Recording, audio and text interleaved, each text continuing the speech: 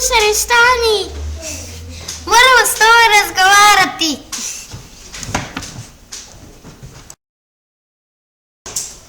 Recite što želite. Umjesto da pljačkaš i kradeš drugima blago, možeš otvoriti štand sa sladoledom. I tako pošteno zaraditi novac. Razmisli malo o tome.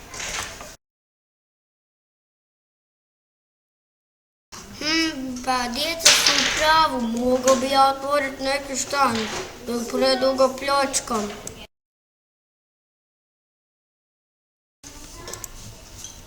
Sladoled, sladoled, prodajem sladoled.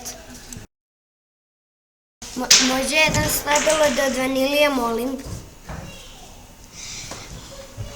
Meni jedan sladoled od čokolade. Meni jedan sladoled od jagode.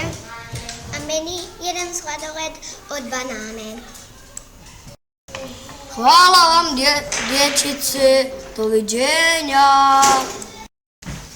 Dovoljno sam zaradio i mogao bi to svo blago podijeliti.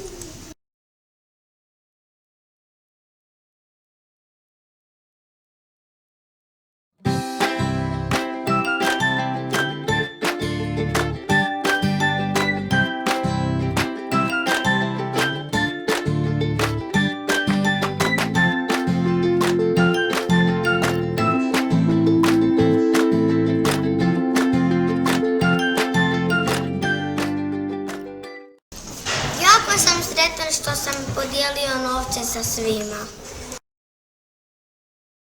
Jako sam zadovoljan jer sam naučio da oni koji su zločesti mogu postati dobri.